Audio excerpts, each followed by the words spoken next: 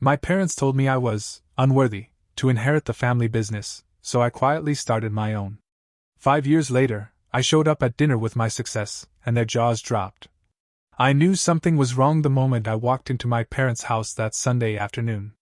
The air had that brittle quality it gets when people are bracing for bad news. My mother sat at the dining room table, her fingers drumming against her wine glass. My father stood near the window, pretending to read the financial pages but glancing at me every few seconds. Even my younger siblings, Katie and Lucas, exchanged anxious glances. "Have a seat, Matthew," my father said, his voice controlled but cold. I sat, feeling a sinking weight settle in my stomach. "We need to talk about the business," my mother began, her tone clipped. I nodded, waiting. "Your father and I have decided," she continued, "that the company will pass to Lucas. He's shown real potential. You've always lacked the instincts." I felt the words hit like bricks. "Instincts?" I repeated. "You're too soft," my father added. "Too trusting. You don't have the killer instinct business requires." Katie chimed in, smirking. "You're just not built for it, Matt." I looked around the room, feeling as though the air had thickened. "So that's it. I'm out," my mother sighed. "It's better this way. For everyone." I left that house with a hollow chest and a sharp, bitter determination forming in my gut. They thought I wasn't worthy. They thought I didn't have what it took. They were wrong. The first clue that something was seriously off with the family business came a few weeks after that disastrous family meeting. I was still trying to push the sting of rejection out of my mind when I stumbled upon an email chain forwarded by mistake. It was from a junior manager at the family firm, an old friend of mine, Brian, who, in his rush, had copied me on a confidential thread. The subject line was stark: "Cash flow concerns, immediate action needed." I clicked it open, reading line after line about unpaid invoices, delayed payments to vendors, and some sketchy-sounding short-term solutions. My father had apparently green-lit. My stomach turned as I scanned the details. Lucas, my golden boy younger brother, was copied on every message but hadn't responded. Typical. Brian's final message was practically a cry for help. "We need leadership on this. Someone has to take charge before the bottom falls out." It dawned on me that while my family had painted a glossy picture of Lucas as the heir apparent, behind the scenes the business was cracking at the seams. I didn't reply. Instead, I started gathering every scrap of information I could find: old contracts, balance sheets, company memos. It wasn't long before I realized that if I played my cards right, I could build something far stronger than my parents' crumbling empire. I wasn't going to beg them for a place at the table. I was going to build my own. I spent the next few weeks poring over every detail I could gather. My parents had always dismissed me as too soft, but what they didn't realize was that I'd been quietly absorbing everything about the business world since I was a teenager. I'd watched how deals were made, how leverage was created, how loyalty was weaponized. But more importantly, I understood people, what motivated them, what they feared, and how to build real relationships. The family business had thrived for decades on my grandfather's iron will and my father's aggression, but it was becoming clear that under Lucas' supposed leadership, the company was already slipping. I decided I wouldn't just compete with them, I'd outthink them. The plan was simple but risky. I would start my own company, one that operated in the same industry but with a focus on innovation and customer service, areas my family's firm had long ignored. It would mean risking everything I had: my savings, my reputation, and my pride. But I couldn't let them win, not like this. I called in favors. Friends from college who were now rising stars in tech. A contact I'd made at a startup conference who was itching to disrupt the industry. Even a few disillusioned employees from the family business, quietly fed up with Lucas's half-hearted leadership. They didn't know the full plan yet, but they believed in me, and that was enough. One night, after locking up my apartment, I stared at the rough business plan spread across my kitchen table. My pulse quickened, but I knew one thing for certain. If I was going to take them down, it had to be bold. And it had to be done quietly. I worked in secret. Days were spent at my dull day job, where no one suspected a thing. Nights were for building, drafting contracts, designing a website, negotiating with suppliers. Sleep became optional, replaced by caffeine and sheer determination. I named my company Apex Dynamics. It was a nod to what I wanted to create, a lean, adaptable powerhouse that could weather any storm. Unlike the bloated bureaucracy my family had built, Apex would be agile. We'd focus on niche markets at first, carving out loyal customer bases, offering services my family's firm wouldn't even consider. The risk was enormous. I poured every dollar I had into the venture, even liquidating an old savings account my grandfather had set up for me, ironically, the same grandfather who had founded the family business. I remember the moment I signed my first big contract. It was with a mid-sized distributor my father's company had neglected for years, dismissing them as too small to bother with. But I listened to what they needed and promised them fast, reliable service, and I delivered. Within 6 months, Apex Dynamics had a solid portfolio of clients and steady revenue. But success wasn't just about being good. I had to be smart and ruthless. When a competitor tried to undercut us, I fought back with aggressive pricing and personal relationships I'd spent years cultivating. When one of my early hires tried to poach a client, I confronted him head-on and made it clear that betrayal came with consequences. He backed down. I wasn't the soft son they thought I was. I was just getting started. By the end of the second year, Apex Dynamics wasn't just surviving, it was thriving. I'd managed to sign several high-profile clients, companies my family's firm had either taken for granted or outright rejected. What made it even more satisfying was that I had done it all while remaining invisible to them. My name wasn't plastered on news articles or press releases. My company operated quietly, but its influence was growing. I knew it was only a matter of time before they noticed.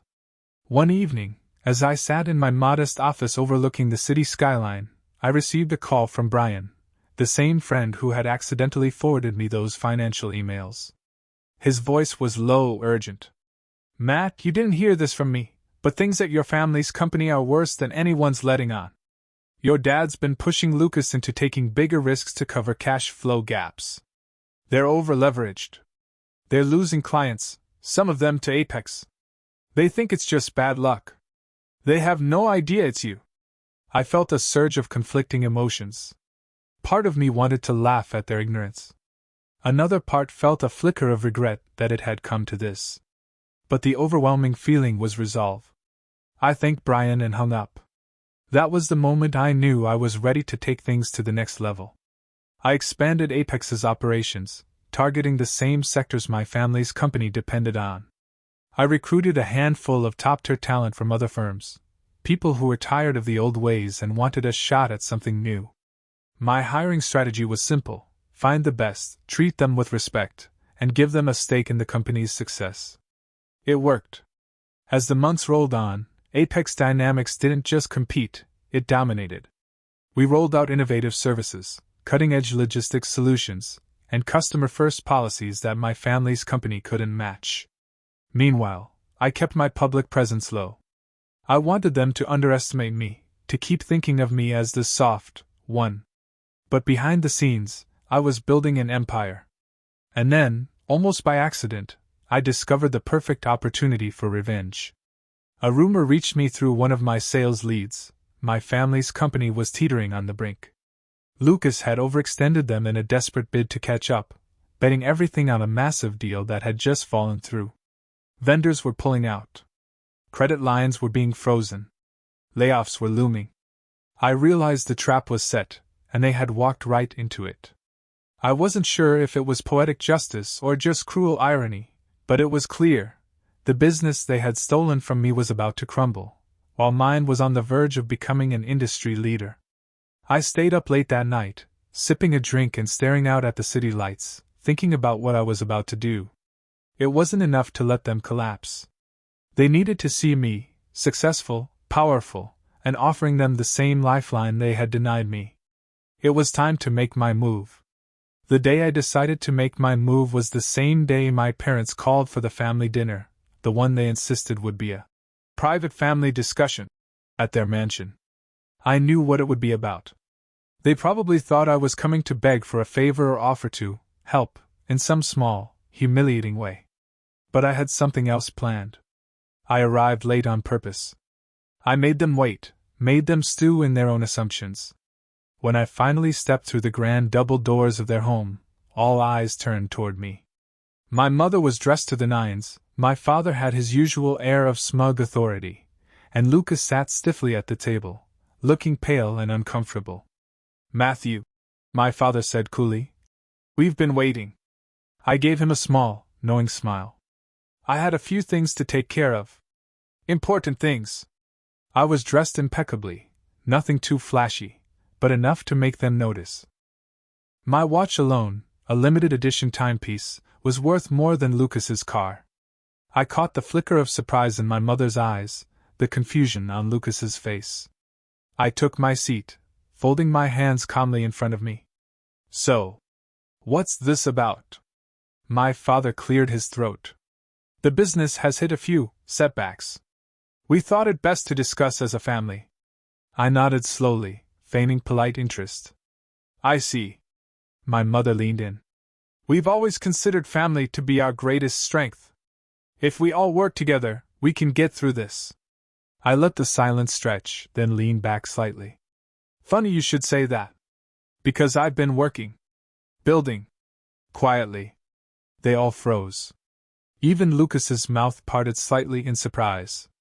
I continued, my tone casual but sharp. "You see, while you were busy dismissing me as unworthy, I was building something better. Smarter. Faster. And now, it's bigger than you ever imagined." My father's face hardened. "What are you talking about?" I reached into my jacket and pulled out a folder, thick with glossy reports, graphs, client lists, and media clippings. I slid it across the table to him. "Apex Dynamics. My company. 5 years of growth. Profitable. Respected. And, as of last quarter, worth more than your business." The silence was electric. My mother's face drained of color. Lucas looked like he might be sick. My father's hand trembled as he flipped through the pages. "And here's the best part," I added, my voice dropping into a smooth, confident tone. "I'm prepared to buy you out. All of it. Your debt, your assets, your contracts. I'll take it all off your hands." My mother gasped. My father slammed the folder shut. "You think you can just waltz in here and humiliate us?" I smiled thinly. "I don't think. I know. You called me unworthy. But I built something stronger than anything you've ever imagined. And now you get to watch me succeed, or you can take the deal and save what little dignity you have left." The room was so quiet, I could hear the tick of the grandfather clock in the hall. I leaned forward. "So, what's it going to be?" For a long moment, no one spoke. My father's jaw clenched so tightly that I could see the vein in his temple throbbing. My mother's hands trembled slightly as she set down her wine glass. Lucas, the heir apparent, looked from me to our parents, his face pale and bewildered. "You're bluffing," my father finally growled. "Apex Dynamics is just a startup. It couldn't possibly be worth what you claim." I leaned back in my chair unhurried. "I thought you might say that." I reached into my bag and pulled out a smaller folder, this one containing the official valuation report from one of the most reputable firms in the industry. "Here's the valuation. Verified, audited, and, if you'll look at page 3, higher than yours by at least 20%. And that's conservative." My father's face turned a dangerous shade of red. My mother looked as though she might faint. Lucas, well, he just sat there, as if the weight of the realization had crushed whatever arrogant confidence he'd once had. I stood, smoothing my jacket. "I'll give you a week to decide. The offer stands until then. After that, I'm pulling back, and the banks and creditors will have no choice but to come after you. I'll make sure I pick up the pieces, but it'll be on my terms." "You're doing this to us?" my mother whispered, her voice cracking with disbelief. "To your family?" I looked her straight in the eyes, my voice steady. "You did this to me. Remember the day you told me I was unworthy? That I didn't have what it took? You made your choice. Now I'm making mine." I turned to leave, the sound of my footsteps echoing across the marble floor. Before I reached the door, I paused, glancing back at them one last time. I wasn't the soft one. I was the smart one. You just didn't see it. And with that, I left the house, stepping into the cool night air, the weight of years of rejection and betrayal finally lifting from my shoulders. The drive home from my parents' mansion was a blur. City lights bled into one another, and the hum of the engine was the only sound breaking the silence inside my car. I should have felt victorious, but there was a heaviness in my chest, a mix of triumph and the bitter taste of years lost. Still, I couldn't deny it. I had won. The quiet, overlooked son had outplayed the entire family. By the time I stepped into my apartment, my phone was already buzzing. Messages from Brian. They're panicking. And a couple of emails from my legal team, confirming the offer letter and the tight, 1-week deadline. Everything was in motion. There was no turning back. The next day, the calls started. First from my mother, her voice cracking with false sweetness. Matthew, darling, let's talk about this. Surely there's a way we can work together without all of this. I listened quietly, letting her words hang in the air before replying in a low, calm voice. You made it clear years ago, Mom. This is business. Now it's my turn. She sputtered a bit, but before she could say more, I hung up. Lucas tried next. His message was a mix of desperation and ego. Matt, you're blowing this out of proportion. Let's talk. We can come to an understanding. I mean, we're brothers, right? Brothers. I nearly laughed out loud. The same brother who had sat in smug silence as our parents dismissed me. The brother who had basked in unearned praise while I had quietly built an empire from nothing. I ignored him. Over the next few days, news started to leak. Industry contacts began whispering that my family's company was in trouble. Rumors of layoffs, cancelled contracts, and frozen credit lines rippled through the network. Meanwhile, Apex Dynamics' name surged to the forefront. Clients I had quietly poached were now openly praising our reliability and innovation. The shift was seismic. And my parents knew it. 3 days before the deadline, my father finally called. His voice, once full of icy authority, was now tinged with resignation. Matthew. Let's be reasonable. This can't be the way things end. I stayed silent, listening. We can restructure, bring you in as a partner. He continued, his voice cracking ever so slightly. You've proven yourself. We can work together. We're family. I exhaled slowly. You made it clear that family only mattered when it benefited you. Now you're just trying to save yourselves. My offer stands. 3 days. Take it or leave it. There was a long pause, the silence stretching between us like a chasm. Finally, he sighed, his voice hollow. I never thought you'd have it in you. I closed my eyes briefly, the weight of years of resentment and struggle pressing down, then lifting. That was your mistake, Dad. You underestimated me. I hung up, feeling a strange calm settle over me. This was more than just revenge. It was vindication. The next morning, I woke to a flurry of texts from my legal team. My parents had signed the offer. Apex Dynamics was acquiring the entire family business. I was now the owner of the empire they had once claimed I was unworthy of. I sat at my kitchen table, staring out at the sunrise, the city bathed in gold. The journey wasn't over, but for the first time, I felt I was exactly where I was meant to be. The final act was set, and I made sure it would be a performance they'd never forget. A week after the acquisition papers were signed and sealed, I received the invitation. A family dinner, my mother wrote, as if nothing had happened, as if I hadn't just bought everything they'd built out from under them. I knew it was her idea, a last-ditch effort to patch the rift in a way that preserved their dignity. My father likely went along with it, his pride wounded but his instinct to control still intact. Lucas probably sat at her side, pouting and brooding, but powerless to stop what was coming. I accepted the invitation. Not because I wanted to play nice, but because I wanted them to see, firsthand, what Unworthy really looked like when it succeeded. I arrived right on time, dressed in a sharp charcoal suit that said everything without a word. A sleek black car, My own, not one leased or borrowed, purred to a stop in front of their grand suburban house. I stepped out, buttoned my jacket, and walked up the stone steps with a measured, deliberate pace. The door opened before I even knocked. My mother stood there, her smile brittle, her eyes searching my face for any sign of weakness. "Matthew, you look wonderful," she said, her voice thin and sweet as saccharine. I nodded politely. "Good to see you too, Mom." Inside, the atmosphere was tense. The dining table was set with gleaming silverware and fine china that hadn't seen daylight since the last big family gathering, probably one where I'd been seated at the far end, ignored, dismissed, made to feel small. Not tonight. My father was already at the head of the table, a glass of whiskey in hand. Lucas sat to his right, stiff and sullen. My mother gestured for me to sit, but I chose a seat at the opposite end of the table, the place of power now. I let the silence stretch until the weight of it became unbearable for them. "So," my father finally said, his voice low, "you've proven yourself." I met his gaze without flinching. "I didn't need to prove myself to you. I did it for me." Lucas shifted uncomfortably, his fingers tapping a nervous rhythm on his glass. "So what now?" he muttered. "You're just going to gloat?" I leaned back, crossing one leg over the other. "No, Lucas.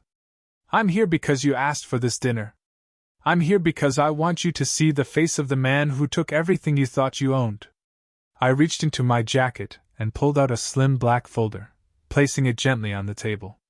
"These are the final transfer papers.